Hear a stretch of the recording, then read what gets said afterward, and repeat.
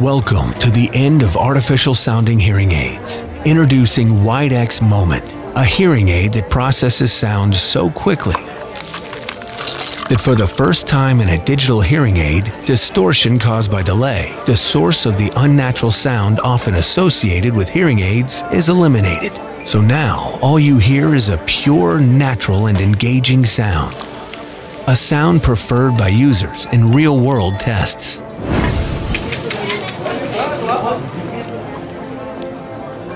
Leaving you free to experience every detail of those special moments that mean the most to you. Pure, powerful, discreet. WIDEX Moment. This sound changes everything.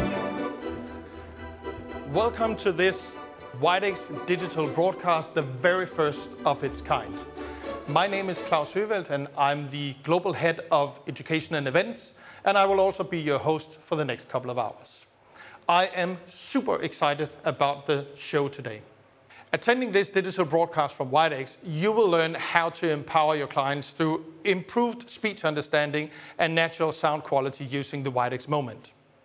We will show and explain with empirical studies how WIDEX Moment, and in particular PureSound, benefits both you, the hearing care professionals, and your clients, always turning the spotlight on the importance of individualization. We will look into the future and present an outlook on how our renowned artificial intelligence can contribute to support our ambition of intuitive integration into our clients' lives. I'm not the only one here today. I have my fantastic colleague, Oliver Townend, who is the lead audiologist for WIDEX. Welcome to the show. Hi, Klaus. Hi, everybody. So today we will have, of course, you and I, and we will have people in the studio, but we also would like to interact with the audience. How do we do that? That's right. We're going to be interacting with you via questions that you can type in when you see the question interface pop up on your screen. We're also going to have a live fitting today here in the studio. And Klaus, I believe you're off to the fitting area right now. Absolutely. But first, we have a very special message from our CEO, Eric Bernard. Eric is dialing in from HQ as we speak, and he should be here. Hello, Eric. How are you? Hi, Oliver. I'm doing very well. Thank you for asking. And yes, of course, I'm here. Hello. I'm Eric Bernard, CEO of WS Audiology. And I think we all know that we're living through extraordinary times, challenging for some of us. And I really hope, sincerely, that you are doing well, that your loved ones are doing well, and also that your business is going well. As one of the world's leading hearing aid companies, we have very solid foundations and great teams all over the world. And whatever happens, we continue to innovate on the WIDEX platform, and as you know, mostly from Denmark. We're stable and financially very strong, and it's very important that you know that as you are partnering with us. We launched WIDEX Moment in March, when the first wave of COVID-19 started to roll over the world. We have pushed the launch through, not only because we believe in this fantastic product, but also because we believe in our partnership with all of you. We never stopped innovating. You need great products. Your customers deserve the best possible, most natural sound. And I'm very proud about the positive reviews all over the world. We have seen many articles in the US and European press that confirm the unique sound of WIDEX Moment. So natural that they do not sound like hearing aids at all. A US sound guru without a hearing loss even wrote in his review that, to his own surprise, he prefers listening to music now through his WIDEX Moment hearing aids. I love it. I find this amazing. Again, I want to thank you. I want you to have a great day. I want to thank you for your trust, for partnering with us, and have a great time. Thank you. Thank you, Eric.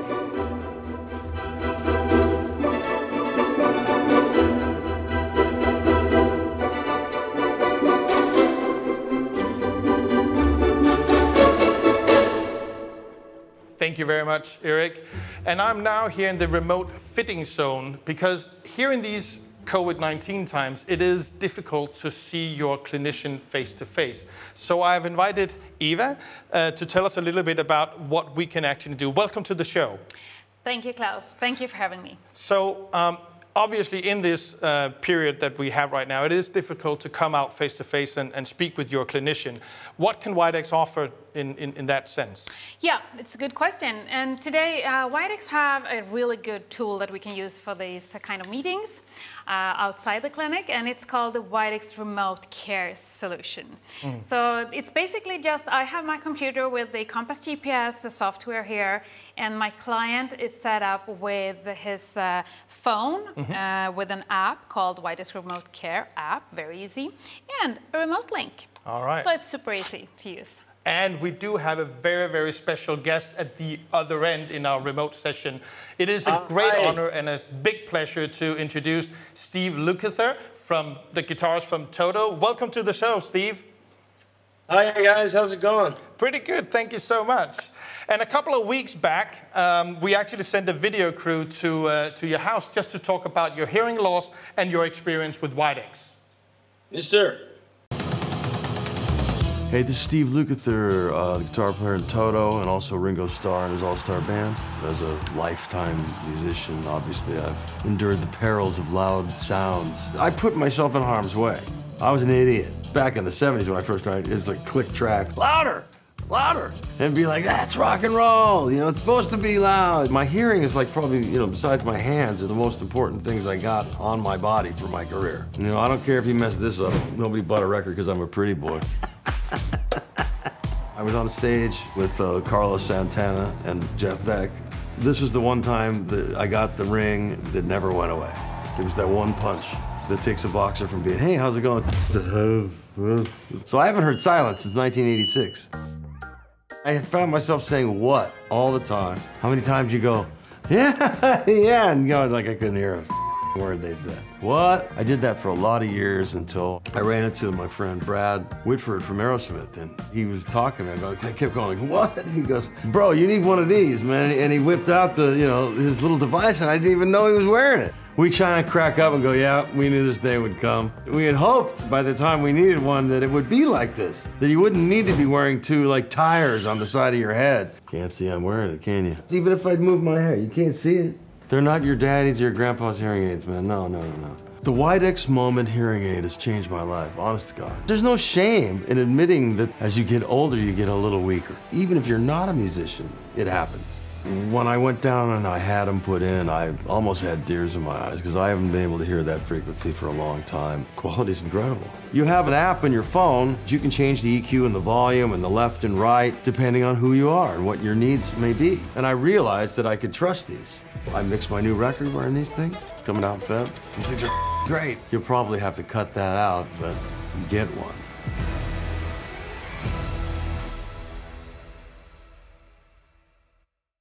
Thank you, Steve. That was a great video from your house. I was wondering, what does sound mean to you?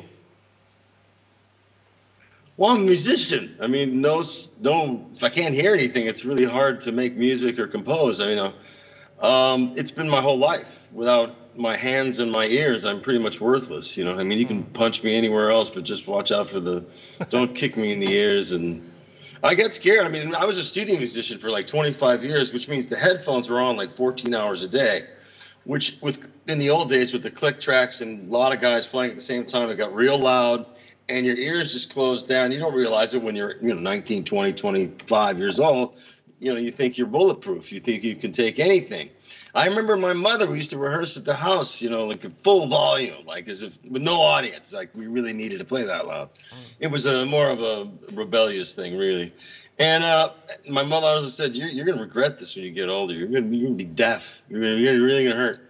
And, you know, we all went, hey, rock and roll was young and new, and we thought we knew everything, just like all kids do. And here I am at 63 years old, and I fought it for the last probably 10 years. I probably should have done this 10 years ago, but there wasn't a sophisticated device like WIDEX like there is now. You know what I mean? I know that you're using the Moment app on your phone. What do you think about the app? I'm just getting to learn how to use it. I honest to God just got it. So I'm trying to get the little feedbacks out that sometimes come in different, you know, depending how close people get to you. I happen to be in love, so my girlfriend and I smooch a lot, and sometimes it feeds back. So Steve, I also would like to know if you have used the app and made some programs on your own with the app. I'm about to get into that because I just got it, and now that I have it on my phone, that's the thing. This is so it's like space age, really. Who knew that they could have stuff like this, you know, wireless on the phone, and it doesn't look weird, and it's you get used to the fidelity. Like the old ones used to sound like you were inside of a plastic garage. These once you get used to it, you forget you're wearing them, and it's really helpful. I mixed an album wearing them with a very trusted set of ears next to me, the engineer who really protects his ears, and I said, "Am I hearing what you're hearing? Please tell me, so I can adjust." You know, I had to get used to going from the old way to the new way. And now all the frequencies that we're missing that I used to go, I'm not hearing enough 8K because there's plenty, dude. You know, I can now balance that out and even change the EQs to 3 different things that I just touch my ears and it goes, bum, bum. There's 3 different kinds of EQ depending on where you are in the room and all that stuff. I'm just getting used to the possibilities of this thing. I think it's and you guys keep adding new cool things to it all the time. So it's a constant upgrade. That sounds fantastic, Steve. And we'll get back to that a little bit later in the show. So, but Eva, what are we planning on doing today with Steve? So we are going to do a little fine-tuning with the hearing aids, and we are also going to talk about SoundSense Learn, the artificial intelligence possibility that's in the app, the A/B comparison, and we can get to that. And talk a little bit about listening programs and what that they can do for Steve. All right, fantastic. Steve, are you ready for this? Yeah, I think so. Maybe I should put my pants back on. Fantastic. I'll leave you guys to it. Have fun. We will come back a little later today with Eva and Steve in the show. Now we will open up for the questions, so we will have your participant engagement and interaction with us. So you can type in questions in the box below, and we will see if we can answer the questions as we go along in the show. Now we need to go over to Oliver in the lounge area. I know, Oliver, you have some very interesting guests to talk about the development of PureSound and also the sound quality it delivers. Thanks, Klaus.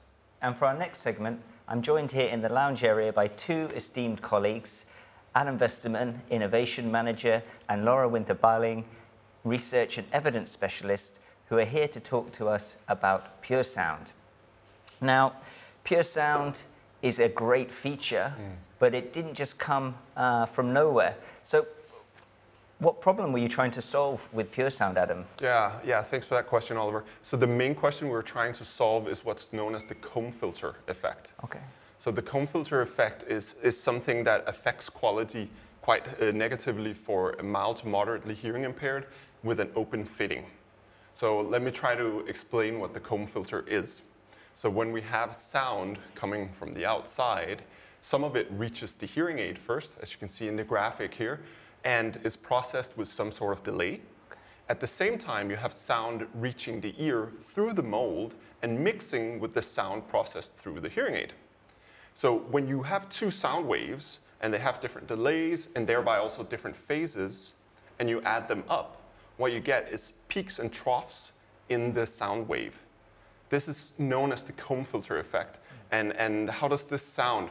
Well, it's the sound of a tube or like a tin-like effect. And it's really what we at least believe is one of the major deficits to sound quality for mild to moderate hearing aids. So PureSound is really the ultimate sound quality, we believe, for the mild to moderately hearing impaired.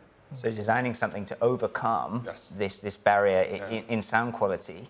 And making it easier for people just to accept the sound and get used to the hearing aids. I mean, did this come out of nowhere, or have you built on other WIDEX features? Yeah, so many years ago now, we sat together in an innovation team and really looked at what are the major detriments of wearing a hearing aid. What happens physically, what happens acoustically when we put on a hearing aid. And as soon as we dove into the open fits, we found sort of the comb filter effect staring at us. And we had to sort of find a way to overcome the comb filter effect. And one of the key points to attack is the delay and the forward delay in the hearing aid. So we needed to make a hearing aid with virtually no delay. So this was sort of the innovation challenge. So we worked on this for quite some years. It took us quite some time to get to a point where we sort of had the first hearing aid running with sort of something like PureSound. It was a bit of an epiphany moment trying the hearing aid for the first time, walking around the office. We were super excited. It sounded really great. So you asked about the WIDEX heritage leading up to PureSound. Yep. There's a couple of aspects I think are super important when it comes to realizing PureSound and the way we've done it. One of them is the way we've done the input converters in the WIDEX hearing aid and our sort of industry-leading sample rate. Okay. It's a little bit technical or a bit nerdy, but there's some filtering you have to do in the beginning when you do it this way that will cause some delay. And it's really only with the way we approached input converters that you could make PureSound. So we're sort of happy to have this legacy to build on. Furthermore, the WIDEX platform has sort of always had a tendency to prioritize sound quality, to give a natural sound. And when we make PureSound and we take the gains from the compressor or the noise reduction and the way we treat and touch the sound and we mimic it in PureSound, we're building on the WIDEX legacy here. So all the things that make a normal WIDEX hearing aid sound good also make the PureSound hearing aid sound great. Wow. So what you're saying is that if WIDEX hadn't paid attention to details for the past 20 years or so, we wouldn't be where we are today with PureSound? No, we would be in a different place. We would have much more of an uphill battle, and I don't know if we would have even made it. Okay, thanks. Right, because the sound was so clean in the first place. To get it even cleaner, it was a challenge, but WIDEX was in the right place to meet that challenge. If you had to describe PureSound in one sentence, what would you say? Yeah, I think it's the ultimate sound quality in a hearing aid for the mild to moderately hearing impaired. Okay, well, it's clearly a great sound, and you had your epiphany moment when you wore it for the first time, and I certainly thought it was amazing when I heard it for the first time, but we are inside the industry somewhat, and to help us understand if this could be heard by real people, I'm joined here now by Laura, who's going to talk to us about some of the studies we did to see what the effect was of PureSound. Yeah, so our starting point was some measurements of delay that we'll see here. We've got on the left a plot of the frequency on the x-axis and then the delay on the y-axis. And we've done some measurements both for our own hearing aids and for some of the other hearing aids in the industry. And we've plotted some of the competition in yellow and red and green. We then have the WIDEX standard delay in purple, and you can see it's already significantly lower than the rest, but PureSound that we show in blue is really in a league of its own. So that's the delay. We then see the effect of the delay on the right, where we see the gain and frequency for these different hearing aids, and we see exactly those curves that Adam was talking about, these comb filter shapes for the competition, whereas PureSound shows this nice smooth curve in blue. So that was our starting point, but of course technical measurements isn't enough, right? We want to know what it sounds like to real people. So we had two groups of participants in this study. One group, and I think that's the most important, were the people with hearing loss, mild to moderate hearing loss, some people with hearing aid experience, some without hearing aid experience, and that's our target group for PureSound. So we really want to know what it sounds like for them. But we also included a group of normal hearing listeners because we wanted to also look at what is the effect of delay on how sound compares to unamplified sound. So what does it sound like to normal hearing people? Okay, but this wasn't a study done in the lab. No, exactly. We had to navigate this slightly tricky continuum in the hearing aid industry that you can either go to the lab and do something really nicely controlled, you know what the input is, you know all the acoustical parameters, and that works nicely for some things. And then you can also go into real life and just let people rate their sound in a lot of different situations.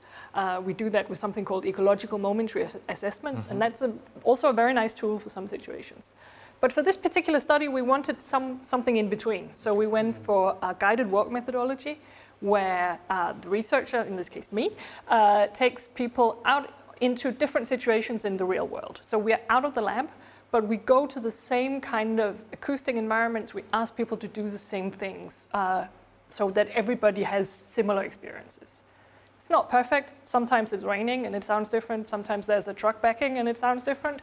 But overall, it's quite similar.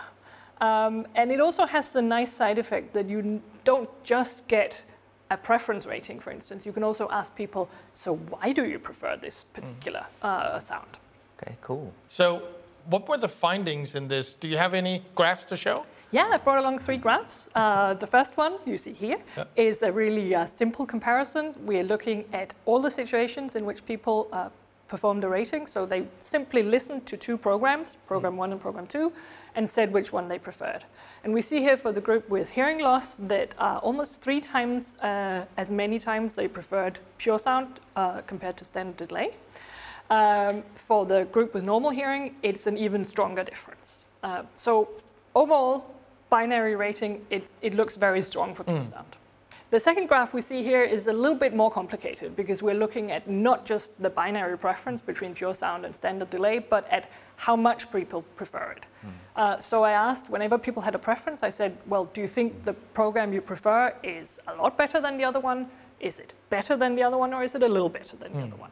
And that scale can then be translated into numbers, going from -3, meaning that standard delay is much better, to +3, that PureSound is much better.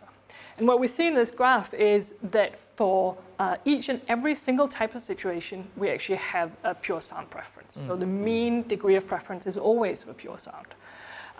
It varies a little bit. It's stronger in some situations than in others, but it's there for the whole range of situations. And that's really important because we don't want to send people out into the real world with hearing aids that sound great in 3 types of situations and terrible in 3 others.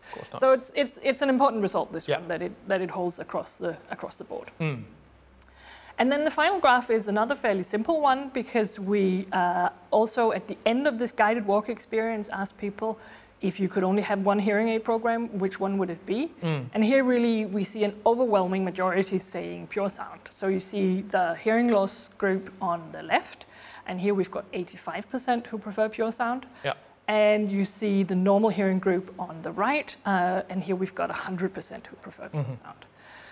And I think it's interesting with the group with hearing loss that we're actually looking at a group who are used to delay, because not everyone, but more than half of them are already hearing aid users.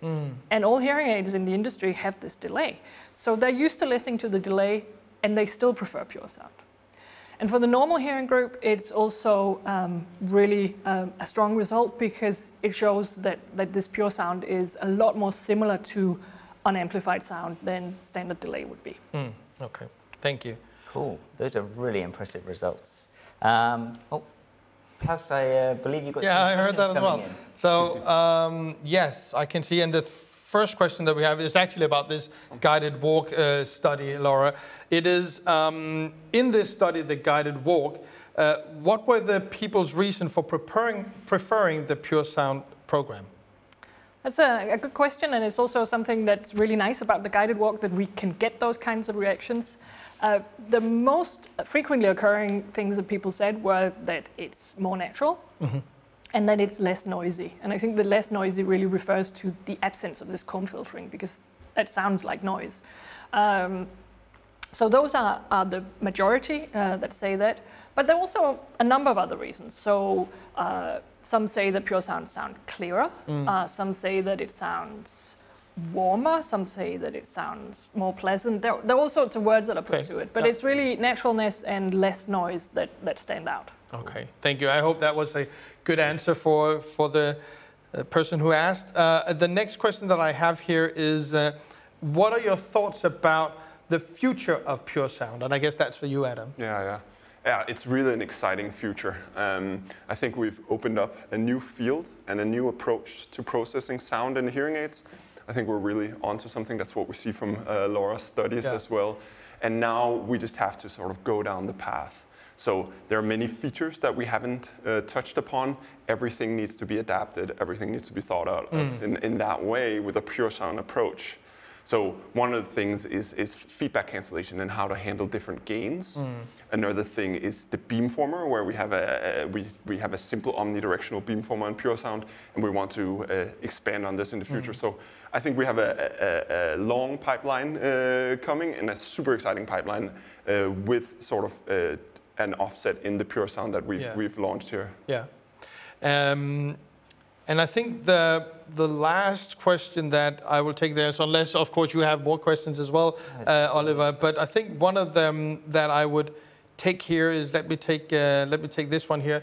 The evidence on PureSound is very interesting, Laura.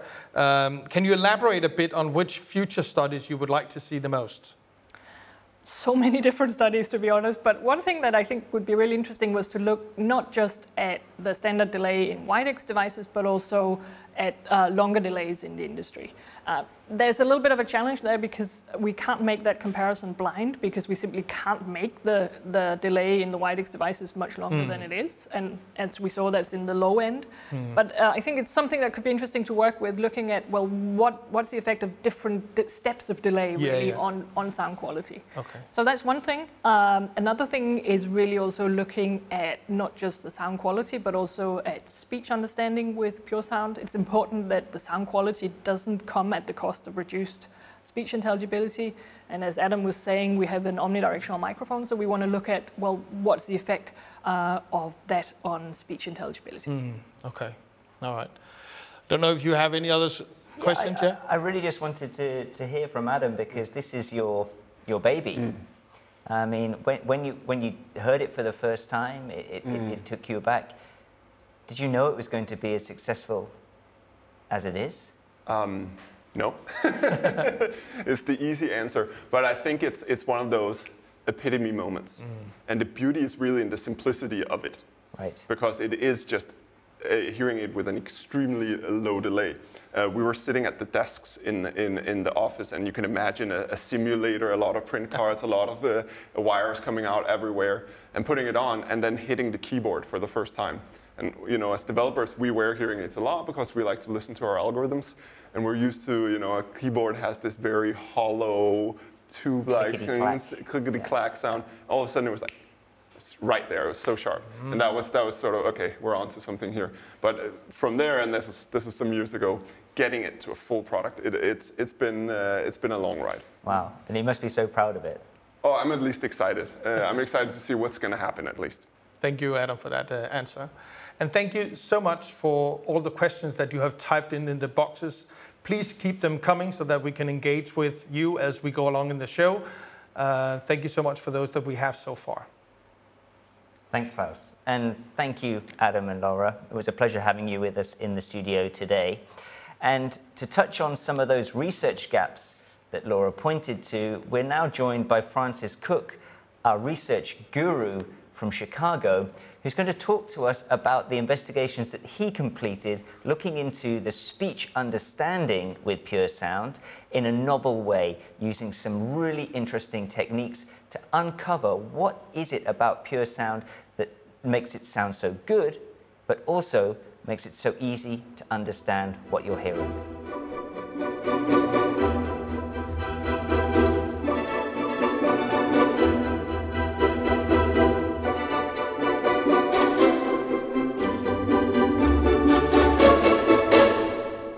Thank you, Oliver, and thank you for inviting me to this broadcast.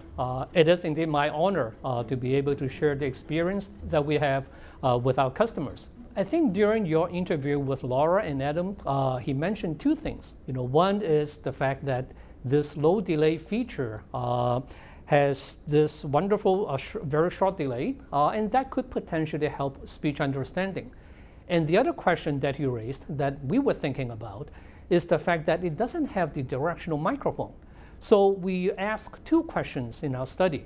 The first one is, well, does the low delay feature in our hearing aid Can it improve speech understanding? And the second question we ask is, well, because of the lack of a directional microphone, could that compromise speech understanding in typical noisy situations? So in our study, we try a very different way of looking at this speech understanding issue.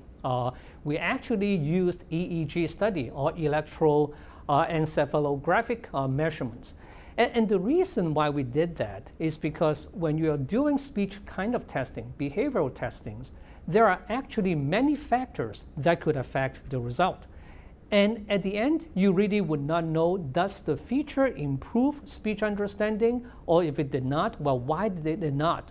So if we do EEG type study, then we would be able to know what may be the factors, what are the cues that could have affected speech understanding. I also mentioned a little bit about speech cues, getting to the fundamental aspect of what helps speech understanding.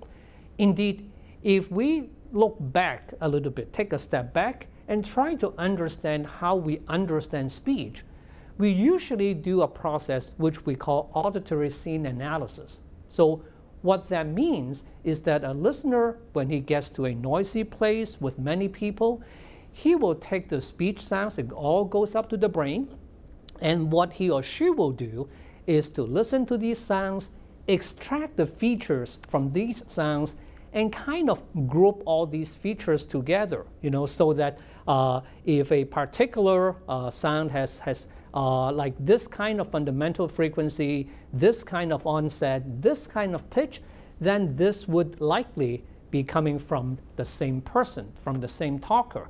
So this way, doing this scene analysis, the person will be able to know, well, out from these many people talking, I am focusing in on you. The voices, the sounds that I hear coming from you have this characteristic, this fundamental frequency, this pitch, this kind of onset. And one of the cues that we talked about that have been proven to support speech understanding in noise, especially in this kind of situation, is the fundamental frequency of the F sub 0 cue. And what this cue is very simple, because we all talk with a particular fundamental frequency, some lower, some higher.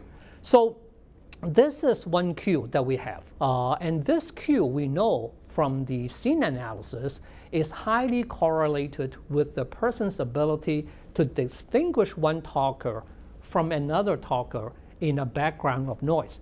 And this cue has been proven to highly correlate with speech understanding in noise. The response that we measured, the EEG response that we measured, is called frequency following response, FFR in short. And more specifically, we were looking at the envelope following response. So you say, wow, all these terms here, what exactly does it mean? Well, the FFR, the EFR response is a surface recorded non-invasive method that allows us to measure the brain activities when a sound actually goes into the brain. Okay, so if you look at this particular figure, we see a sound coming from the left side, or my left side here, and you can see this sound going to the ear, go up the brain, and it gets processed. It mixed with the sounds from the other ear. It gets influences from the cortex, from the brain down, to modify the goodness of this sound. So when we do EEG, when we do FFR type response, we put an electrode on the person's vertex. We put one on the forehead and one behind the ear.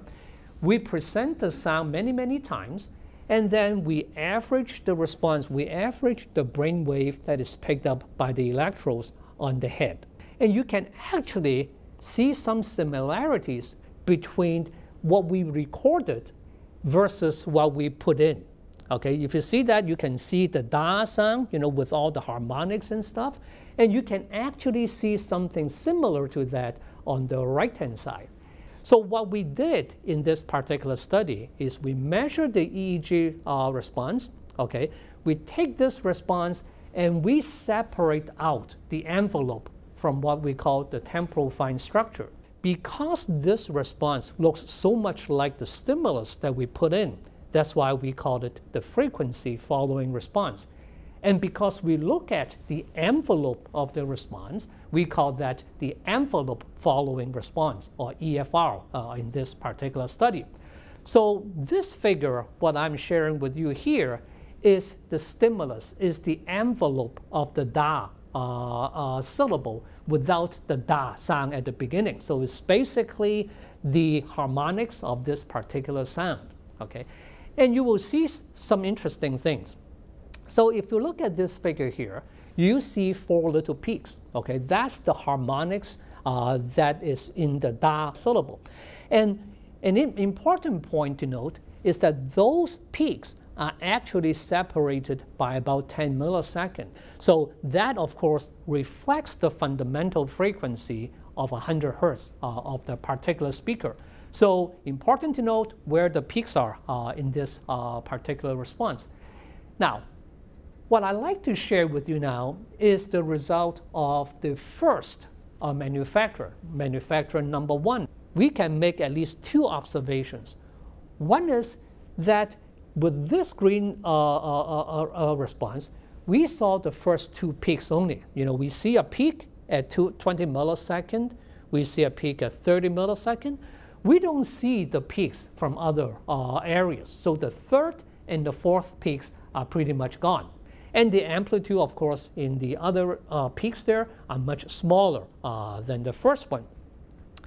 Now, if we further look at the second manufacturer, okay, the one with the purple line, the one with the 6 millisecond delay, we see similar patterns. But in the third and the fourth peaks, we do see a little bit better of the envelope. Now, even though you see a little peak, the peak is also not at the same peak, not at the same phase locking at the stimulus that we see. So if you pay attention to the third one, the peak is moved a little bit earlier, as well as the fourth peak is also moved a little earlier than the peak that we saw in the original signal.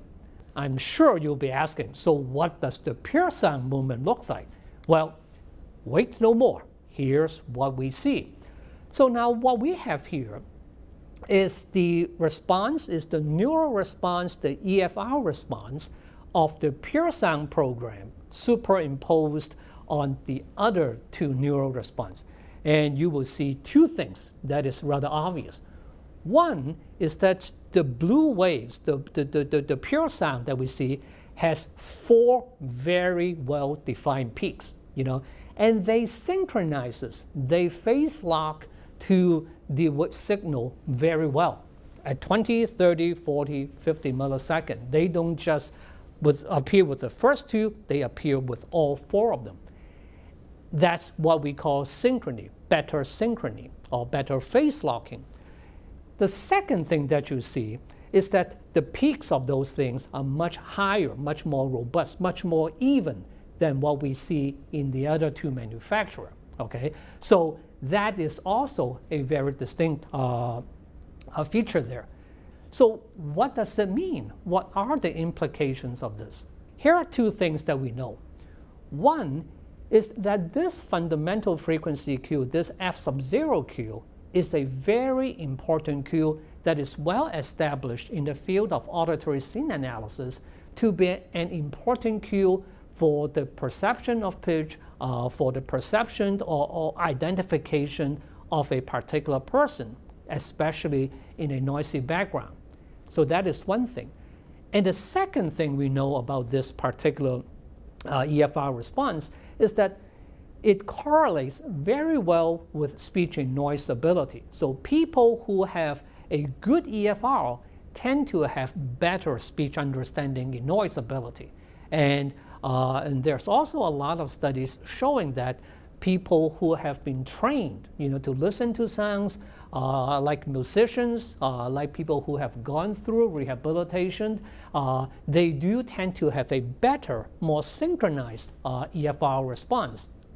So what it means, in this particular case, with a better synchronized response, is we can predict, because of this better synchrony, the person may have a better sound clarity. They might find the quality of sounds better.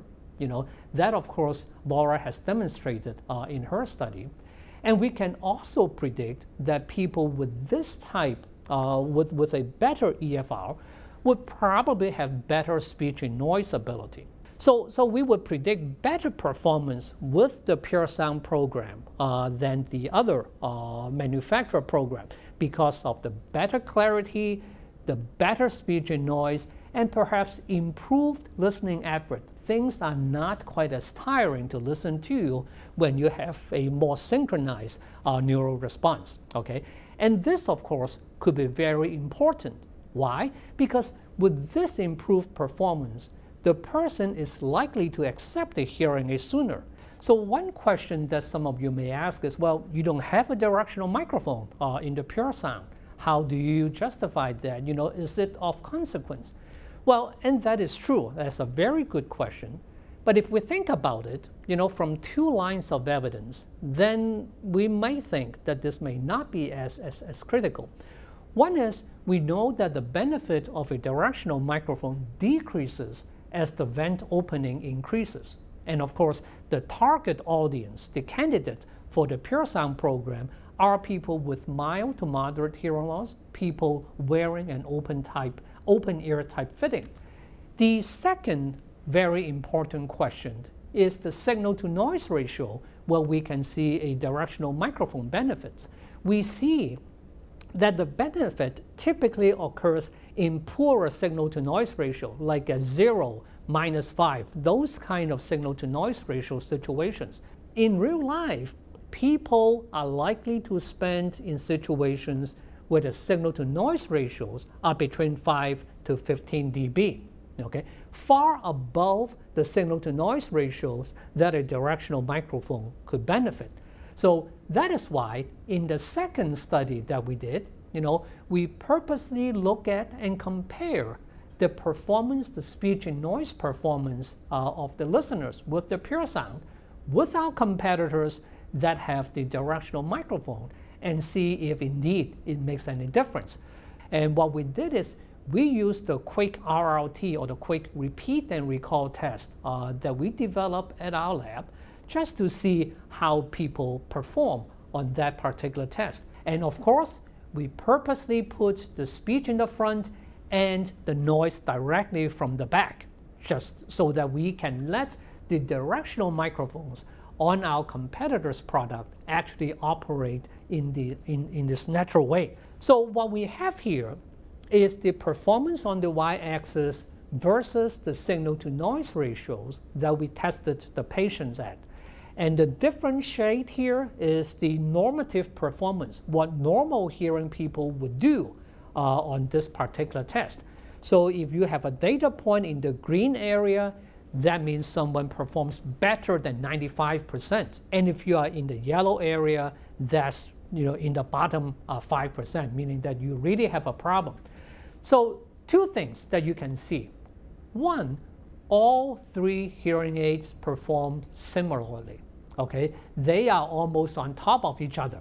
That demonstrated to us that even though we do not have the directional microphone in the PureSound program, it works as effectively as our competitors' hearing aids. Okay, and that's important to note. And by the way, they all have adaptive directional microphone and fancy noise reductions and everything else. The second, perhaps also very important thing to note, is that all three hearing aids put the patient's performance in the blue area there. And that to me is more important because that is the bottom range, the lower range of what normal hearing people could do on this particular test. Okay, so we are very pleased to say that with this, with the PureSound program, it performs as effective as our competitors' hearing aids. But what if someone goes in a really, really noisy situation, even though that's not typical, even though that's not realistic? We have this feature which allows the user to simply switch from the PureSound program into the universal program or the master program, where you can specify whichever microphone mode you want. So in summary, what we have done in these two studies to demonstrate two things, two very simple things. One is through the use of EEG measurement, we are able to identify a particular cue, the F sub 0 cue, which is an important cue for speech understanding in noise, and we can show that it does improve that. It does provide the brain with a better neural input that goes up to the brain for processing. So you can kind of look at that, as like fresh food, versus processed food. Okay, so in fresh food we see that you don't add anything, things are natural. Okay, so that the person's digestive system can digest and assimilate easily.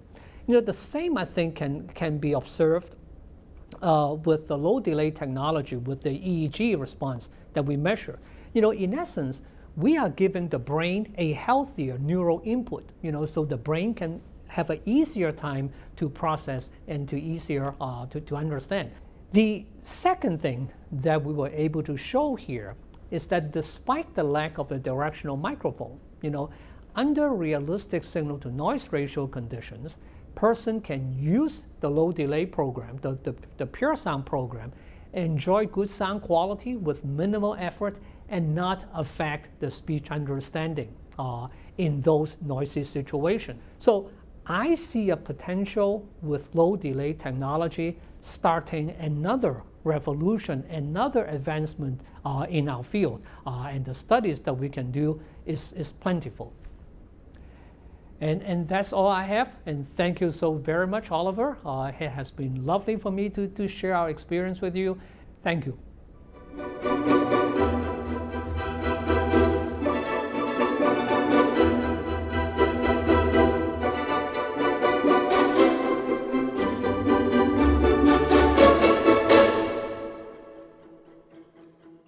Wow, that was really amazing. Thank you so much, Francis. Yeah, thanks, Francis. It's really cool to see what PureSound can do. Absolutely. So, when you tried PureSound for the first time, what were your thoughts? Yeah, when I put it in for the very first time, it really blew me away. It certainly got my mind thinking. We're so used to hearing aids with this processed sound, with this signature, the comb filter that you can hear. So you knew you were wearing a hearing aid. And all of a sudden you put a hearing aid on and this acoustic landmark had gone. And so you were asking questions, is it really on? Is it just turned down the gain, the amplification? What's happening? And then when I spent time with Adam and the guys developing the feature, I understood that it was much more than this, right? That what they were trying to overcome was one of the last great barriers to sound quality within hearing aids, and the work that they had to put in to significantly reducing the delay in the hearing aids was incredible. But the problem was so big, and the challenge was large in order to solve it. But by solving this solution, it makes everything so much more simple. And I think it's a good analogy to think sometimes the simplest solutions are the best. Yeah, sort of what Adam was actually alluding to before. But we're not adding on feature on top of feature on top of feature. We're going back to the root cause and cleaning up the signal once and for all. So why is it that PureSound is so good with speech understanding? I think Francis uses the analogy. He compares the natural foods, organic foods, with processed artificial foods. And that the natural food is better for you, your body can assimilate it better. And I think we should think about it in this way. His EEG data is interesting, and I think we should come on to that a bit later. But when we looked at the speech and noise, we should really look at what we were comparing. We were comparing a hearing aid with very processed signal, with a directional microphone and additional gain. And then on the other hand, we had the PureSound with a very pure, unprocessed signal, and omnidirectional microphone and less gain. And the result was very similar, that the speech in noise score was pretty much the same for both systems. So you could think that actually you need the directional microphone and the additional gain to overcome the poor signal quality in the processed hearing aid. And if you don't have a poor signal quality, i.e. you have a very good, clean signal, then, well, you no longer need the directional microphone or the extra gain. The brain can sort out the signal itself because it recognizes that. Yeah. So you also mentioned the EEG data. Is there anything in this data that sort of back this up? Yeah, this recognizing of the signal is really clear in the EEG data. So Francis talks about the fundamental frequency of speech. That means the fundamental frequency of your voice and my voice is going to be subtly different. You could think about it really as the pitch of different people's voices. But it also is about the overall tone and the characteristic of your voice compared to my voice. And when we have this fundamental frequency, it makes it very easy for your brain, your hearing, to separate speakers, to separate speech from noise. And this is how your brain works. This is how you, as a normal hearing person, can stand in a crowded room and start to sort of tune into one voice and tune out of others. We sort this out. But if you start to listen through a hearing aid, and the EEG data was showing that with a processed amplification, this F sub 0 fundamental frequency in the EEG response is distorted, it disappears, it's not as robust as the original signal. So your brain can't do what it wants to do naturally. With PureSound, we get this incredibly robust phase-locked signal, which is more representative of the original speech when measured in the brain. So we're feeding the brain the natural food that it wants. And in that sense, it works better with what we're giving it and can perform in a system that has no assistance from a directional microphone or additional gain. And that's really exciting. Yeah, that makes a lot of sense. And when we talk about PureSound, we talk a lot about speech. But I was just thinking also, now that we have Steve here as a musician, is there anything for musicians with PureSound? Yeah, and I think I can speak to this in two ways. Francis talks about the musician's brain, that they're somewhat attuned to sound. He says that the musician has a better replication of the fundamental frequency when measured with EEG. But I've also spent time with musicians listening to what they think about the hearing aid, the Moment hearing aid, when they listen in the Universal program and when they listen in the PureSound program. And we've actually spent time where they were playing their own instruments, wearing the hearing aids. And what was really, really interesting and surprising was that they would describe the sound with the Universal program as it's good, it's natural, and I can hear what I'm doing, but something is missing. Something's not quite there. I can't really describe it. And all of a sudden, when I switched the hearing aid over to PureSound, you saw a completely different posture when they were playing their instrument. And you could feel them somewhat becoming one with the instrument they were playing. And they would describe to me about the pitch, the timbre, the intonation, everything that they expected to get from their natural hearing, they were getting through the hearing aid when they were listening to PureSound. And I was blown away. I mean, I can hear a difference, but they could hear even more differences in the signal, and that's super exciting. Because they know sound better than, I guess, normal people, right? Yeah. Frequencies and all that, There are landmarks in the sound that they're used to hearing that I'm not. But they can tell me that it's not there with Universal, and it's there with PureSound. That's another level. That's really cool. But I think, just to wrap up, I think what is really important to recognize here is we are just on the beginning of something. You know, Francis is really excited about the future of more EEG studies, and Laura's also excited about the future of her research too.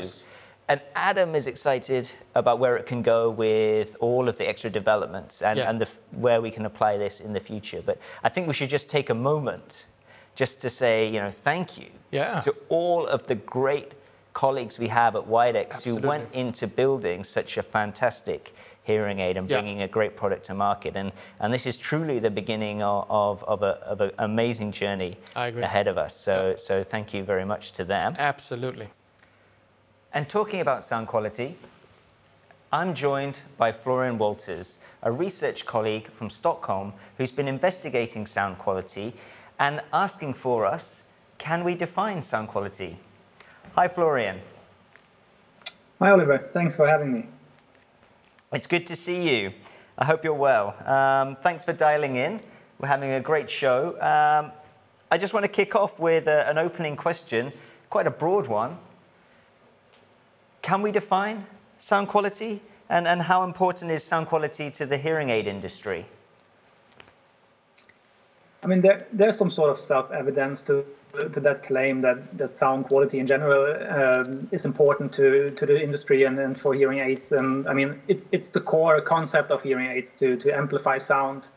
But despite that, it's sort of difficult to quantify it. I mean, there's some sort of a lack of consensus out there when it comes to definitions and conceptualization of sound quality as such. So how do we start to define sound quality? I mean, we could start looking at how the term was used and is used by the industry and researchers around the globe. And I think when we look a little bit around in the literature, we find that sound quality quite often is used as a synonym for different sound-related aspects. You might be talking about naturalness, about broader bandwidth in terms of hearing aids, with less distortion, sound not being too loud or sound being too loud. And I think that sort of shows the diversity of concepts that commonly are referred to as sound quality as such. So sound quality seldomly actually is the main research topic and rather occurs as an outcome of studies, for example, as an indicator for satisfaction. For example, there's the study of the series of studies of market track studies and Eurotrack studies, which is a well-known series of hearing aid satisfaction studies.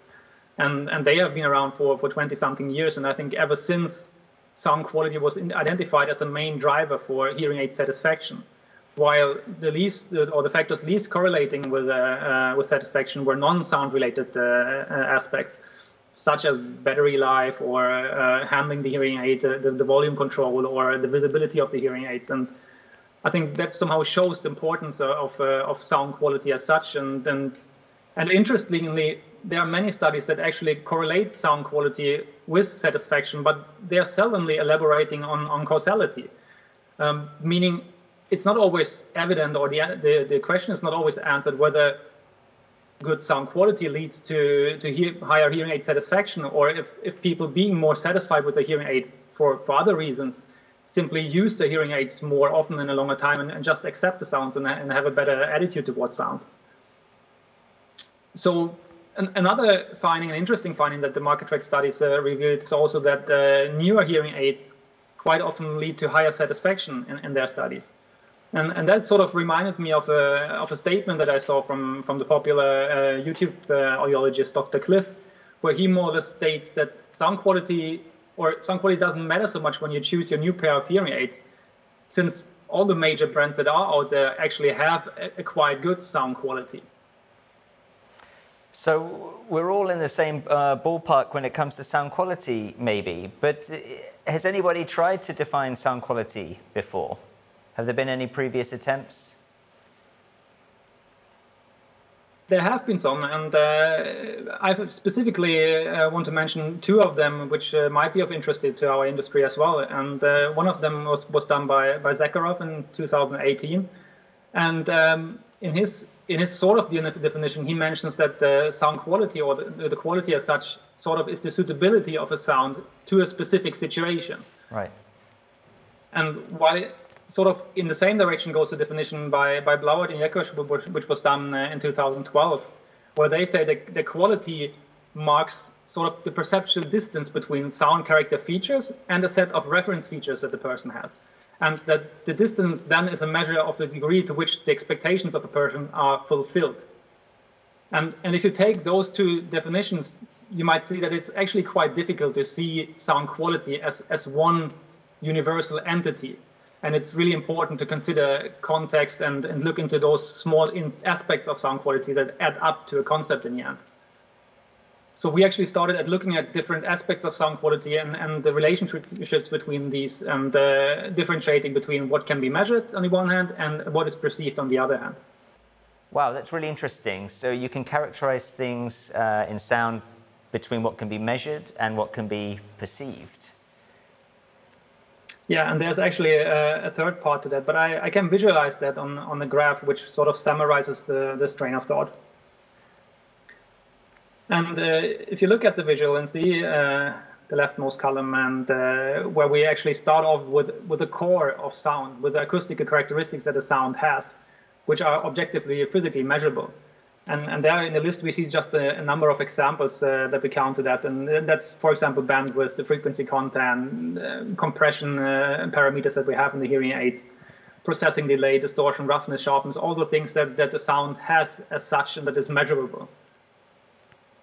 But then we put the people in place, and there's the ear in the chain, and then suddenly you're perceiving those acoustical characteristics in a certain way. And if you look at the middle column, you see some examples of what percepts are out there and typically measured in part of studies out there in research.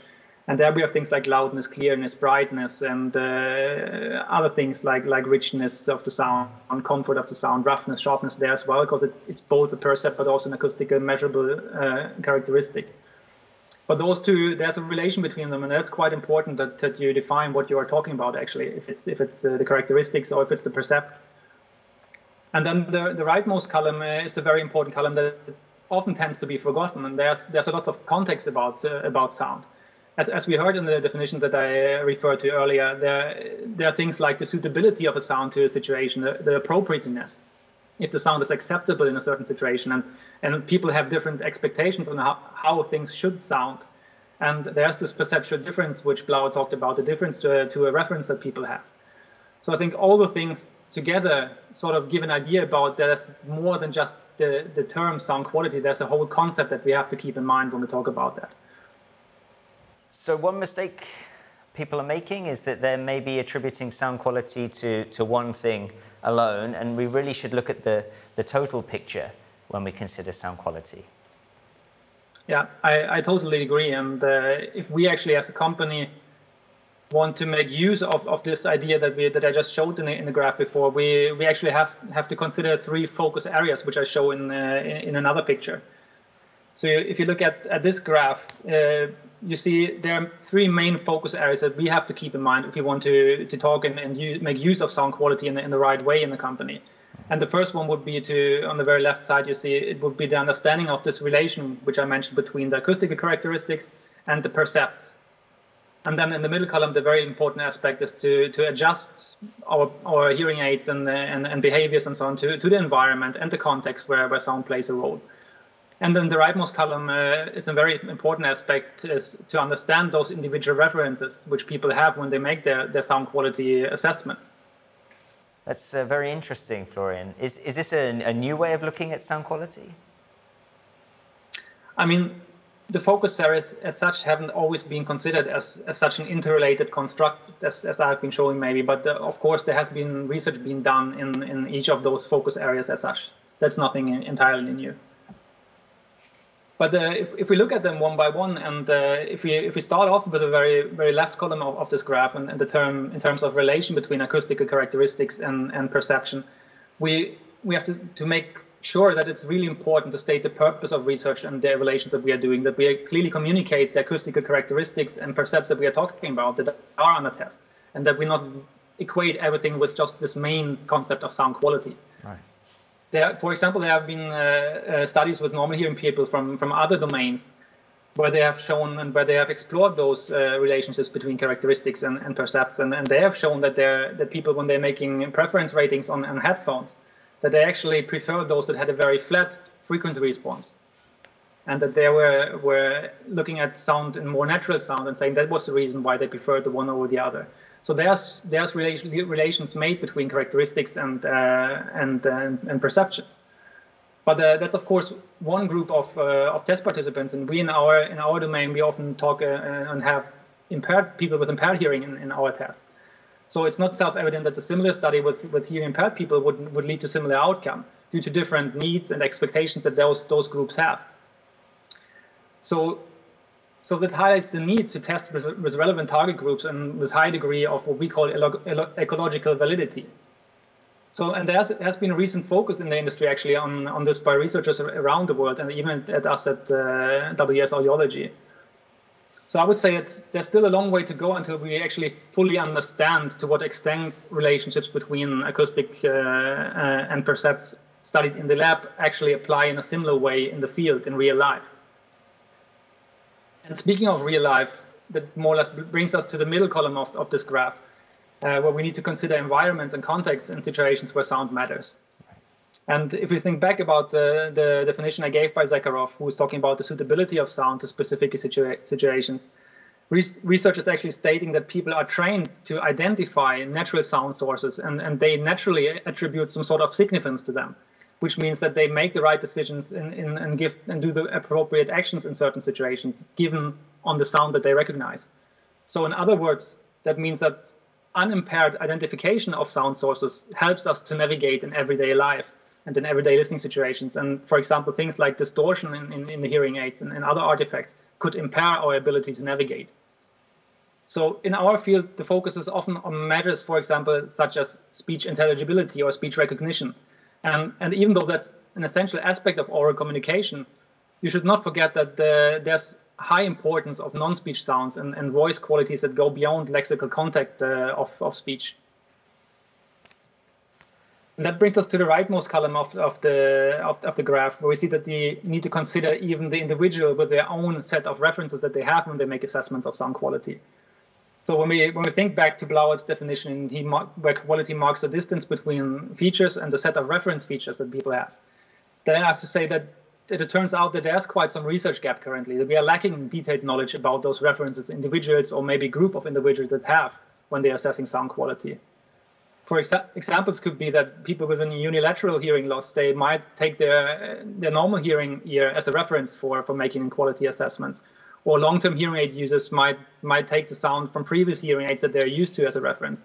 While people with quite mild hearing loss, they could take HIFI equipment as their hearing aids or as their headphones at home or their TV or favorite stereo as a reference.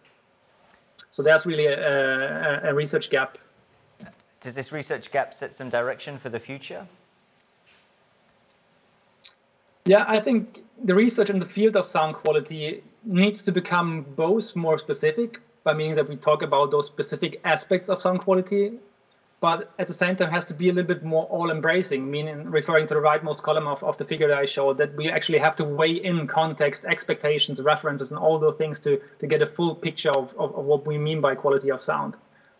And when we're trying to fill these research gaps, I think there are a couple of questions that could be answers, and we want to know how well those findings that we have in the lab, how they apply to the real world.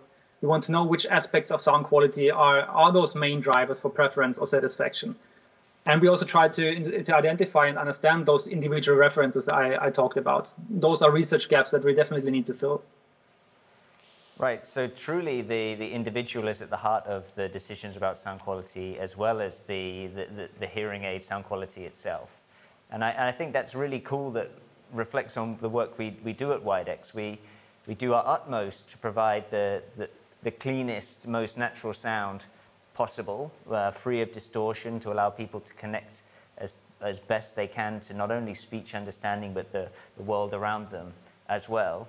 But then we don't really know what the individual wants, and this has a massive factor to play on sound quality. So we need to provide them with the ability to personalize the sound themselves on top of the great natural sound that we start with. So even if we are able to define sound quality for hearing aids, what you're saying is that it might not be relevant for other domains of sound quality. Yes, I think the concept of sound quality or the quality of sound might differ for different applications and disciplines of science, but we still can have an impact on the quality of the provided sound by really thoroughly adjusting and choosing the acoustical characteristics of hearing aids, but keep in mind the variations and that come with individuals and all those countless different listening contexts and situations that are out there in everyday life.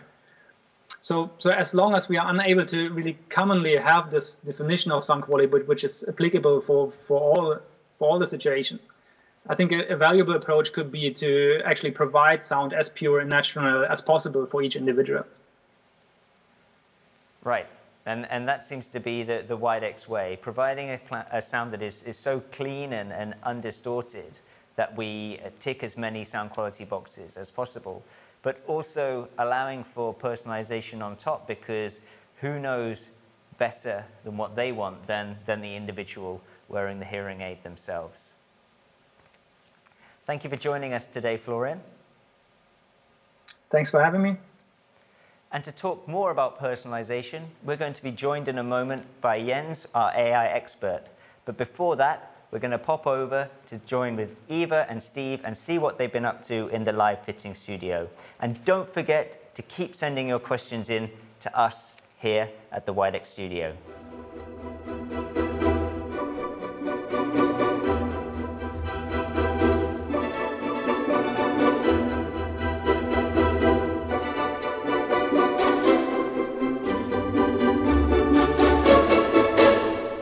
Thank you very much, Oliver. And over here we have a lot of fun. What have we been up to for the past 20 minutes? Oh, well, we have been discussing and exploring the Sound Sense Learn, the artificial intelligence, and the possibility that opens up for people that using hearing aids today. So it's very cool. I think you liked it, Steve. Yes, I do. I have it right here. I don't know if you can see it. Oh, there it is. Can. Steve, I want to know, how do you feel about this whole remote consultations? What are your thoughts about that? First off, it's fantastic, especially during these, COVID times and all that stuff. Everybody's afraid of everybody. But for so many reasons, because I travel so much when I can travel, I've been on the road for 45 years. I say if I have an issue, I could call the doctor, or I could just myself go, wow, let me go in here and re-EQ this or something for the building I'm in, or sometimes they're big arenas, or sometimes it gets weird. I also take them, and this is interesting that you'll know, when I take these out when I perform and I put my inner monitors in, they're EQ'd exactly the same as the WIDEX in the deficit in my hearing. So I have a completely different EQ on my channel than everybody else in the band. So I've taken this technology and brought it to the concert hall. I've been turning all my rocker friends into it, who are finally around my age, going, I surrender. I want to talk to my kids. I want to talk on the phone. I want to listen to TV without scaring everybody in the house how loud it is. And so, I mean, this is a really great high-tech thing. And even if I can do this, if I can make this work, anybody can. I'm lucky to turn the phone on, okay? I'm that guy, child of the 60s. I know this is really user-friendly. This is the best thing I've ever had. This is the best invention, man. I mean, the best money I've ever spent. So, Steve, I know that you've been talking to Eva about this whole AI and the A/B testing, and you played around with it just a little bit. What are your initial thoughts? My initial thoughts are, I'm just getting into it. I just got this app. And I'm playing with it, and it's really user-friendly. And being able to, be in another situation, say, I have it set for mine the way I live now, whether I'm out in public, whether I'm rehearsing or doing a session or something like that. Pretty much that's the universal setting, And then if I'm in a crowded room or I need a little more amplification, I need to hear a little louder, I have another thing. And this is all the programmable stuff that we have right here. And that's this part. And I've been finding that, and it's really great for people, right? The Sound Sense Learn. This is you press new program, and right here it says, what is your current activity? Now, for me, I understand engineer talk. Like if you say 8,000 kilohertz to me, I know what that means. The average person may not know what that is, but they certainly do know what's your activity. Dining, entertainment, family gathering, outdoor party, quiet, shopping, socializing, watching TV, etc. Yeah. And you can hit on that, and it comes with a pre-programmed EQ for that considering after your doctor's figured out your hearing, you can also change it manually, even by frequency, if you wish to mess around with it. And you can also go back to where you were very easily. Yeah. See, that's the problem with me. I start messing with this stuff. I'll say, for instance, I'm going to say I'm watching TV because I'm talking to a computer right now, right? Yeah. So I'm going, wow, okay, well, let's see where this is at. And I hit next, and it says sound profile A active, right? You got this? Yeah. It just has 2 big buttons for like an idiot like me. All right, so I'm listening to A. I'm going, okay, that's cool. I hit B, and I go, oh, wow. That frequency has turned up where my voice would be, where your voice would be. So that would help me in communication with you and I. Yeah. And so I would say it says neither is better, but it also has this right here in the middle, which you can go A to B or mix. I'm going to go B is much better and hit next. It says steps 1 completed. That's how easy it is. I will leave you guys to play more around with these things for the next segment. And we'll check in with you guys a little bit later. Hi. Speaking of AI, we are now joined by one of the smart guys who are behind the AR engine in WIDEX. He's sitting over with Oliver in the lounge. And now you can also see that you are more than welcome to pop in more questions, and we will answer those questions later in the show. Over to you, Oliver. Thank you, Klaus. And we're back in the lounge area again, where I'm joined by another special guest. Here with me today is Jens, who is our head of artificial intelligence. Welcome to the studio. Thanks, Oliver. I just want to kick off with a pretty broad question. AI, what is it? How do you define it? Yeah, so that's a hard question to answer, I think, and probably there will be a lot of different people out there that has better answer than I have, and probably also have another definition than the one that I'm sort of at least thinking of when I think of what AI is. So to me, AI started as not a, should we say, solution, but more like a sort of problem statement, so to speak, maybe even a philosophical one for engineers. Decades ago, sort of asking themselves, couldn't it be cool if we could build something that can do the same as humans can do? Sort of, maybe in a really sort of small, contained task that could be playing simple games or just a robot walking, I don't know, simple stuff. And the way to deem if we sort of made AI would be to say, can a human then tell the difference?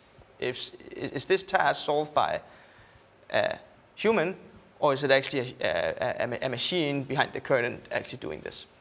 It could also be chat robots or something like that.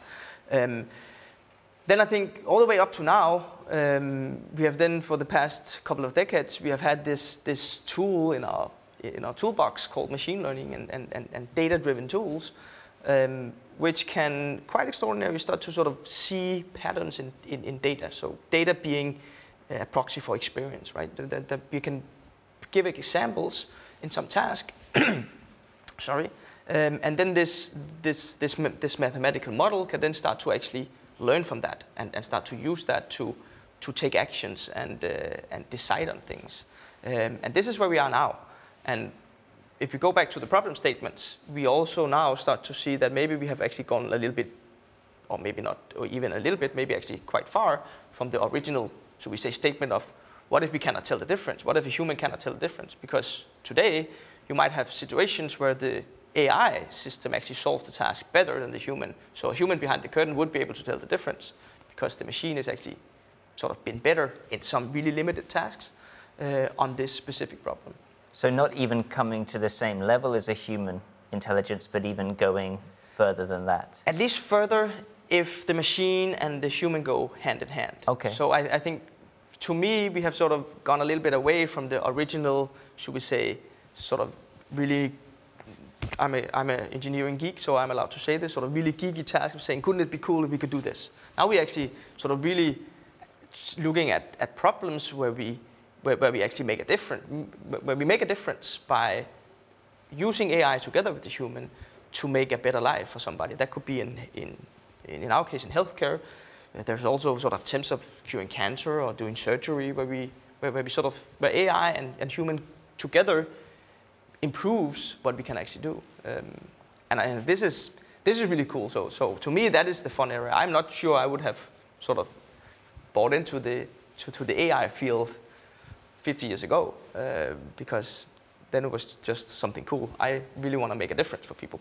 So not just a computer playing chess anymore, but a computer beating humans at chess, and going even further to solve problems that we couldn't even maybe understand, like curing cancer. Exactly. So I think when AI kicked off many decades ago, I don't think the very first problems was not the ones we are seeing solved today. That was sort of playing chess and just even being able to beat a human in playing chess. Now we're seeing AI doing things that humans cannot do as good on its own. But together with AI and the human in the loop, we actually start to have some solutions that are better, performing better than what humans can do alone. So the partnering of artificial intelligence and humans is where we're going now. And was this some of the inspiration for you to bring AI into hearing aids, or did you have some other reasons for getting into AI? I think I had more than one reason at least to get into AI. I think when we started off in WIDEX with artificial intelligence, we started out by having sort of recognized that there are just some areas of hearing where we are sort of lacking care. So, for instance, being out there with the end user in the end user's real life is really, really hard for a human. I mean, for a dispenser, HCP. It's really, really hard for an HCP. Yeah.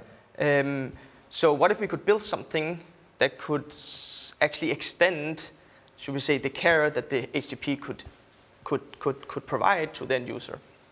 That was, I think, what inspired us at least to even start with this sound sense learning that we are having today. So this the need for providing some help for users in the moment, in real life, where the professional couldn't be there all the time, was your inspiration for bringing AI into hearing? So I think, to me, I think it started even earlier. Okay. I think I've always been brought up with music in my life and with sound in general in my life. I come out of a family of where there was always music.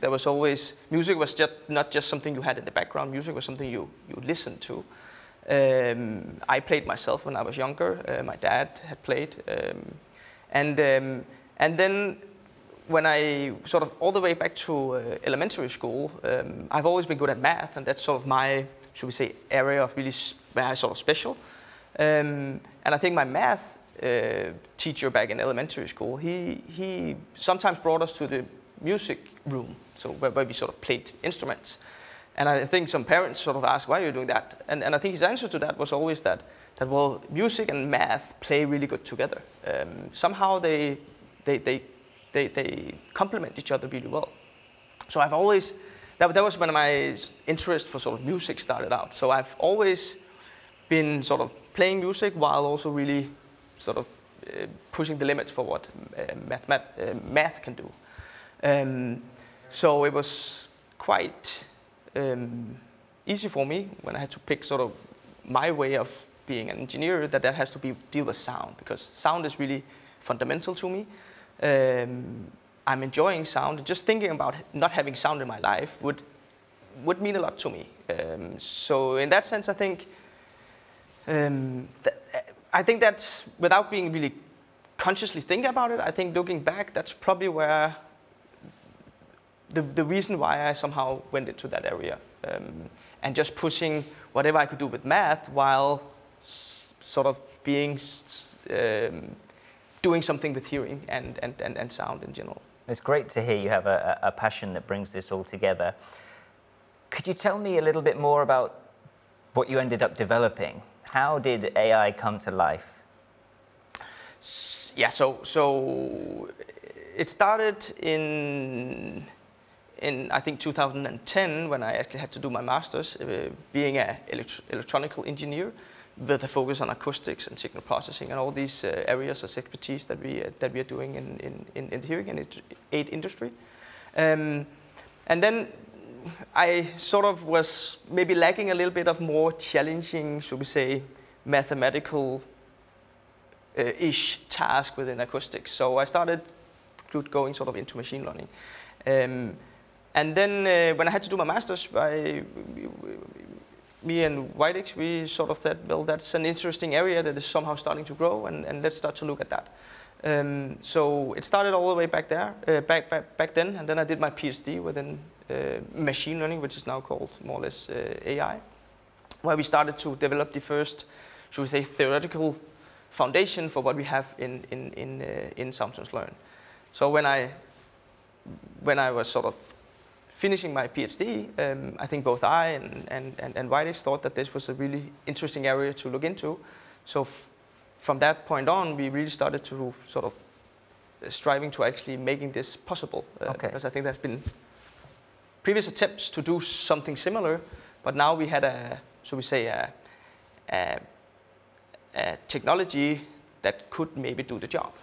So Jens, what was the problem you were trying to solve? So the problem we were trying to solve was the fact that the audiologist cannot be there with the end user all the time. The end user should be living their lives. They should think about sort of experience all the great sounds that is around them.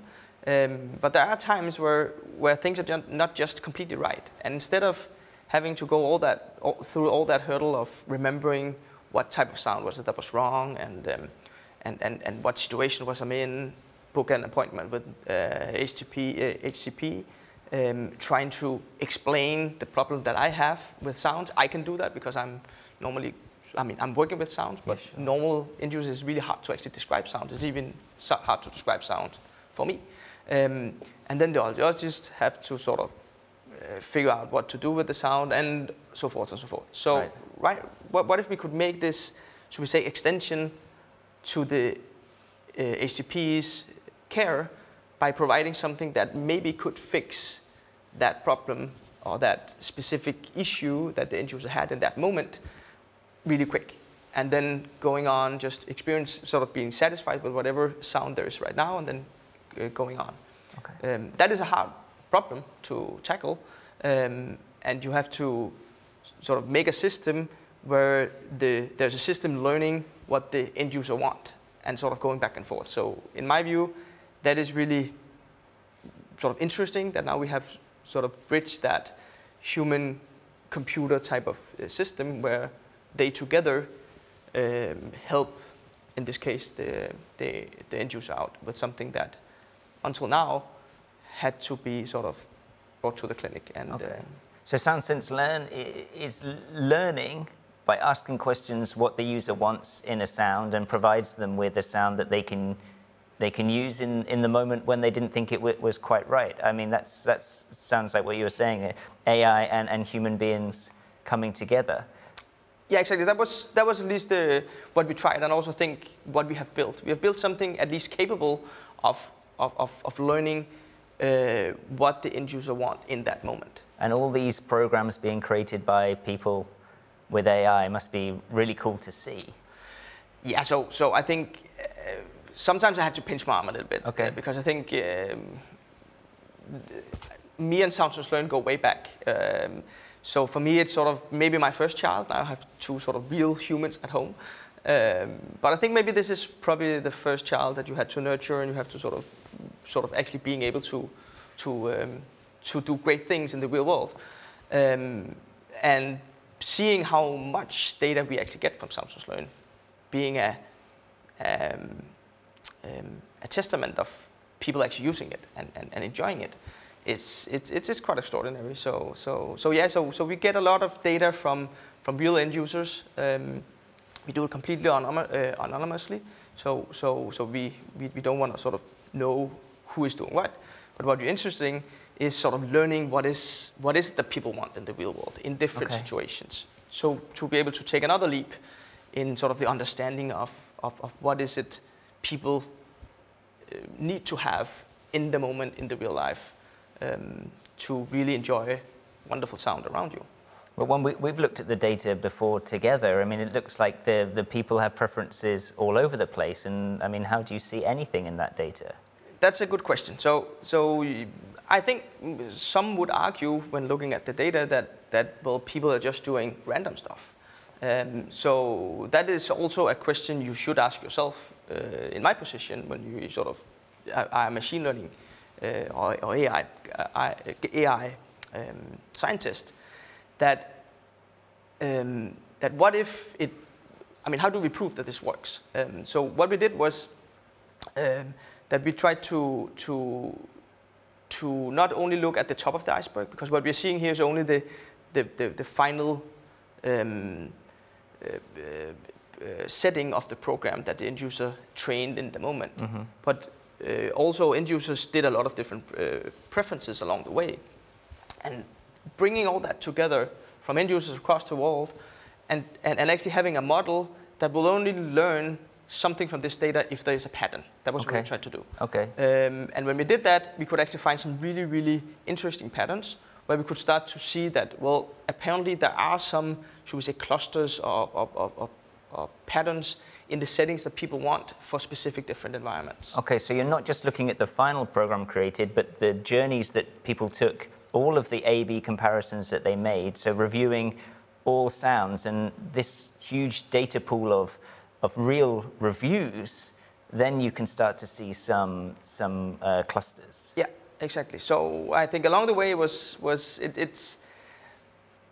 quite extraordinary because I think this is sort of a data set that we would always have liked to have, sort of just having a lot of preference data from all the end users around the world. Okay. The reason why we have that is that we have actually providing them with a tool where they want to spend the time doing these A/B comparisons to find that sort of final setting in the moment. Right. But now we are starting to using this data as a, so should we say, a preference data set where we can start to see what is it then actually that people want. And what we're seeing here is for instance, for one tag that end user can pick where they're in a dining situation. Right. And when we train this model to discover what are the different, should we say, presets across users, because it's not, this is not showing that all end users, for instance, want the blue one. This is showing that there's a tendency that a lot of users will have a setting in the blue area when they're in a dining situation. But there are other end users that doesn't agree with that, but want to have, let's say, the purple area, which is a smaller fraction of end users, but they still should be represented. They shouldn't be sort of neglected. Okay. And this is different, I think, from what we have been able to do for the past many years, where we haven't been able to do something sort of fundamentally different than what the majority of people want. Okay. Want. Here we have a system that can really sort of dig into what is it that the individual people actually want. So in that dining situation, you could say that there would be a high probability that some users will like the blue preference cluster and some users will like the green preference cluster. Yeah. So you can, at least to begin with, you can make some smart predictions when people are in these areas where they may like the settings to be. Yeah. And that seems really cool and exciting. I mean, what can we do with these insights?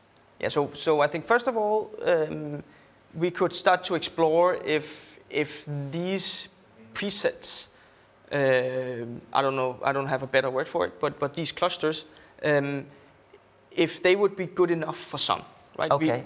We can see that some end users, a lot of end users might just want some of these presets. Okay, so try these out first, for example. Exactly. Okay. And then try to take it from there, because I think there's probably also a process of how much time do you want to spend in training your precise sort of setting in that moment, countered towards sort of how much better do you want it to be. So I think bringing these insights back to the end users, to me, is fundamental, because at the end of the day, we want to improve the end user's life, and we don't want them to spend a lot of time spending time if we already know what the result would be to begin with. And this is what sort of takes one step in that direction, at least, that now we can maybe sort of jump the fence, so to speak. It almost feels like it's going full circle. We have AI helping users to find perfect programs in the moment, and then you use some more AI to analyze that, and then so thousands of people with the help of AI can help people all around the world. I mean, it seems like this perfect partnership between human intelligence and artificial intelligence. Exactly. You can see this is teamwork on steroids, maybe. I mean, a lot of people helping each other out, finding sort of suggestions for other people. And I think this is some of the things that AI gives you if you do it right. That's really exciting. AI is pretty cool. And I actually have quite a few questions from the audience that has been ticking in. The first question is, how do you see AI in relation to the HCPs going forward? So I think from the HCP, you can really see AI sort of extending their capabilities, extending what services they can provide for their clients, being there more or less always in their pocket, or elsewhere. So really helping him out all the time. That's to me the big difference, I think, what AI can do. Okay, thank you. And I also picked a question for you, Eva. And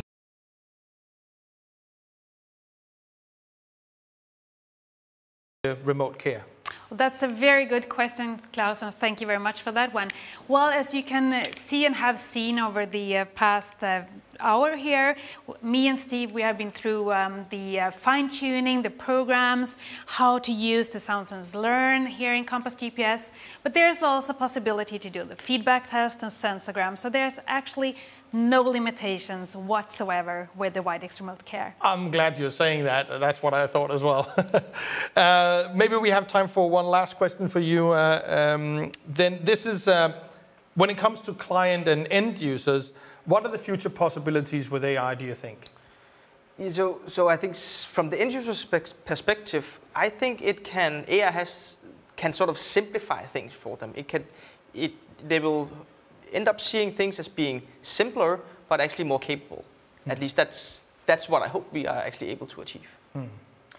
Thank you very much for that answer, and also thank you for the past 20 minutes or so with your engagement here and all the insights that you have brought to the show. Thank you so much for participating, and thank you also, Oliver, for doing that. No problem. And I will now join Steve and Eva to see what they have been up to for the past 20 minutes.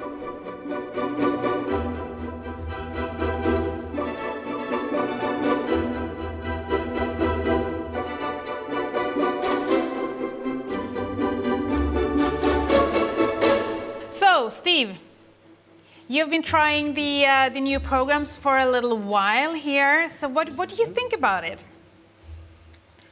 I was really just happy that it was easy to use, because a lot of times people overachieve by adding too many options and making it more complicated. Anything that requires me to pick up a manual and my ADHD kicks in, I'm like, hello, the first paragraph.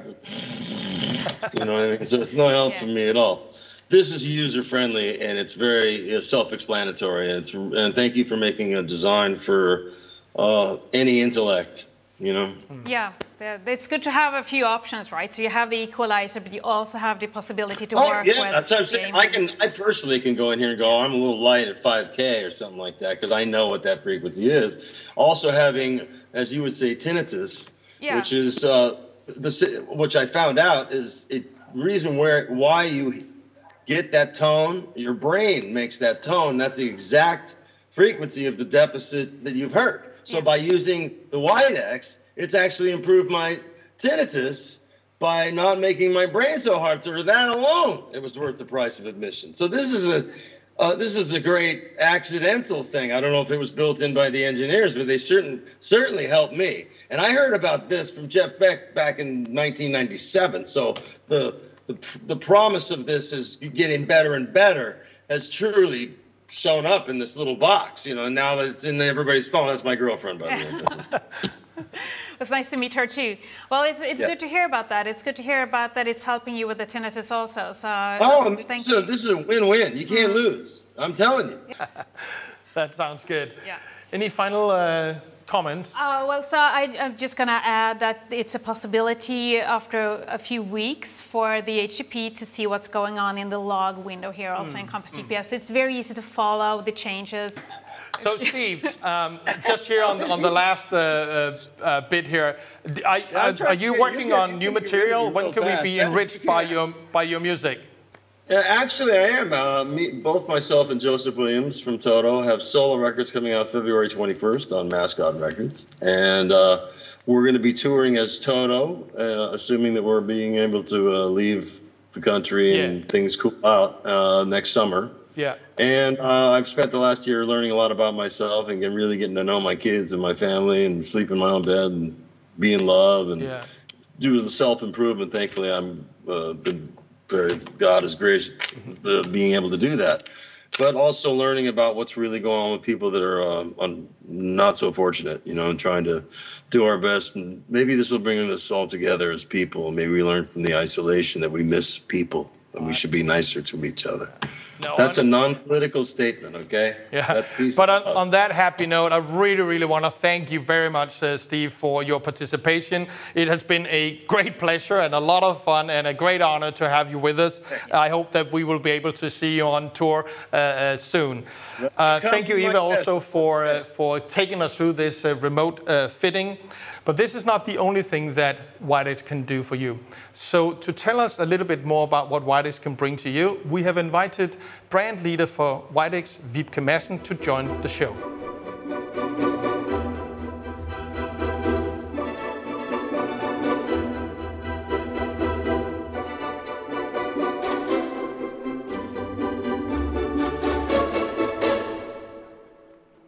So, Vibke, welcome. You are the global head of the WIDEX brand. What do you think of the show so far? Well, I think it's been a really great event, right? Yeah. I mean, we had fantastic speakers, and it was super interesting to follow Steve during his fitting. Yeah. You know, in these moments, I really feel proud and honored to lead a brand that is able to deliver this kind of sound experience to people that are hearing impaired. Oh, I agree so much. And you're relatively new to the company, that's no secret, but what was your first impressions of the WIDEX brand? You know, it was my first impression, and it almost gets confirmed every day. The level of expertise in the WIDEX brand is simply astonishing. You know, people are so skilled, they're so passionate, and they're united in this goal of developing and delivering sound excellence. Yeah. I mean, it started way back in 1956, but it has never changed. It's still the same, right? Absolutely. So, I mean, it's a true heritage brand if you look at it. I agree. So where do you see the future for the brand? Well, let's be clear. Our ambition for the WIDEX brand is sky high. So we just released the WIDEX Moment. Yep. It's a premium product with a true premium benefit, which is PureSound. And our ambition is to make PureSound available to a much broader audience, simply because we believe that everyone deserves this level of sound quality. Yeah. Can you reveal a little bit more on that? Yeah, definitely. And you mean in terms of premium? Yeah. You know, let me reference the latest brand tracker, which is a study that is conducted amongst customers. So WIDEX is recognized for three main attributes: trust, support, expertise. Yeah. So really great values, I believe. Yeah. So what we're going to do is to build on these values that have been built over decades, and we will create an ecosystem around the product that is delivering on this notion of premium. I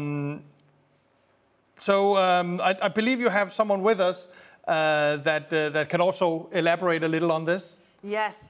So I brought someone with me who is, first of all, he's a great ambassador of the brand. He knows his customers, and he is also a great colleague. So here is Robert Wallace. Hi, everyone. I'm very excited to be here at a global event. It's such a privilege.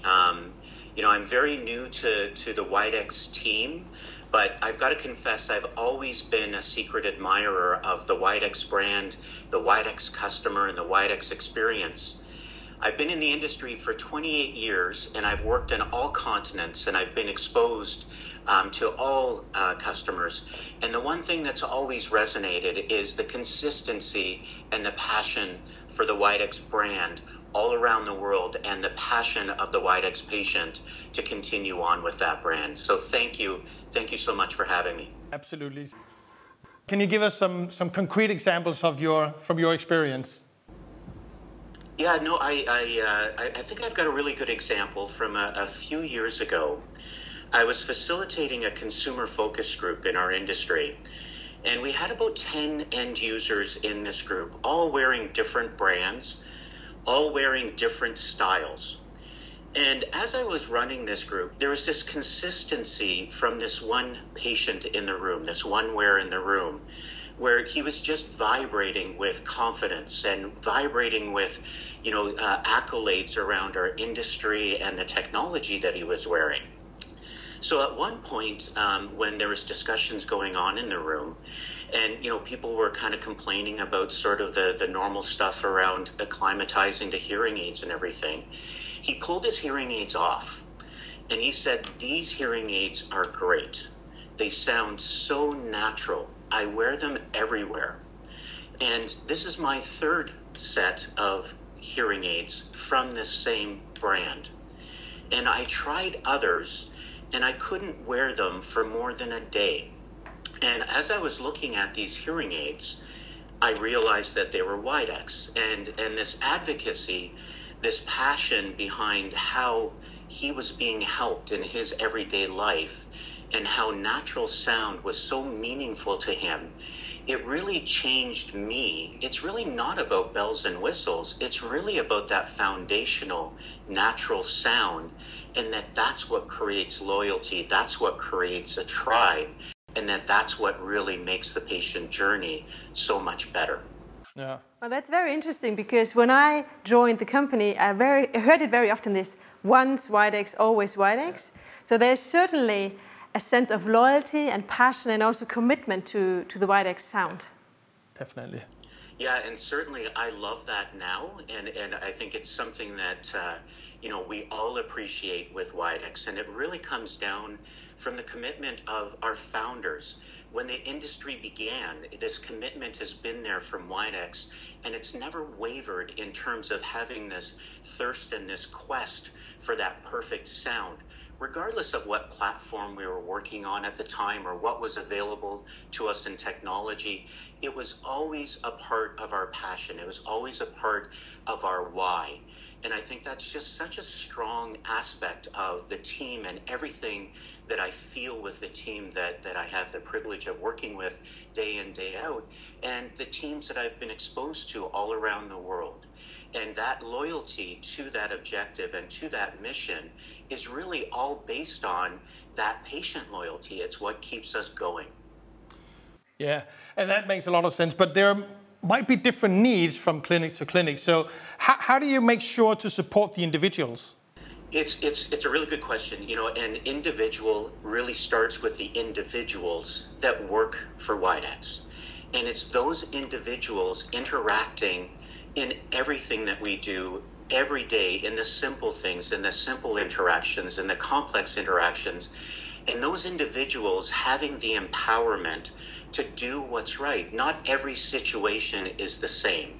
And I think you have to have individuals that can do what they need to do to support our customers, to support that patient journey, and really understand how they make an impact on that. And I think, it's a part of everything that we do every day. There is no magic formula where you can just put it on a chalkboard and say E equals MC squared.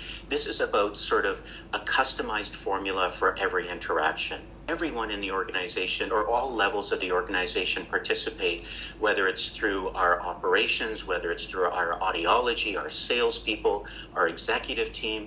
And I look forward to being a part of it in the future once we can get back to a normal. I mean, WIDEX is really recognized as a trusted brand. Yes. In all recent studies. Why is that so, and why is it so important? Well, trust is our main currency, right? It's really what allows us to have a relationship, and it's what guides us. Voice of customer is super important, and voice of customer needs to guide everything that we do. And hearing people is how we create trust. And it's essential to how we support and how we continue to reinforce trust and earn it every day. You don't earn trust once. Trust is challenged. Trust is, taken for granted in terms of supporting that relationship between the patient and our customer. So without trust, we really don't have a business. We really don't have the ability to create value. So it's a big part of what we do. And in the end, we're in a communications business. So we have to find how we make and manufacture trust as well as our products. And I just grabbed that, what you mentioned before, that the WIDEX values of trust and support and expertise. How will you continue that journey? Individualization in terms of every fitting. And if you look at the way our fitting protocols work, it's ingrained in the way we do things. It's ingrained in our workflows within our fitting software and the reasons why we do certain things in terms of guarding that natural sound. Our research is all based on individualization and consumer behavior and what they like and what they don't like. And a real big expression of this in terms of this new sort of foundation of technology, it's really not about sort of chips and stuff like that in terms of what used to drive our business. It's really about that sort of artificial intelligence. It's about intelligence. I really don't like the word artificial in front of it because it's about designing that intelligence into our interactions on an everyday basis through our apps, so that these instruments that are worn by our patients that we all love and support can create individualization. And through that individualization, they can truly make their hearing aid, if you know what I mean. And that's what really creates natural, because natural is a perception that is different for everyone. As we know, everyone has a different hearing loss. So really being able to pull off that claim that that is continuously so annoying to our competitions in terms of changing a WIDEX user is what makes us so strong. But it's by design in everything that we do and supporting that natural sound through our interactions and through our patient engagement through what we do today and how we use our technology. Oh, thank you so much for a great interview. I think you're really living the brand, no doubt about it. So I really want to thank you, Vibke, for being here in the studio with me. And thank you very much for being with us online. Thank you so much, both of you. Thank you. It's been an absolute privilege. I enjoy it, and I hope you enjoy our entire event. Thank you.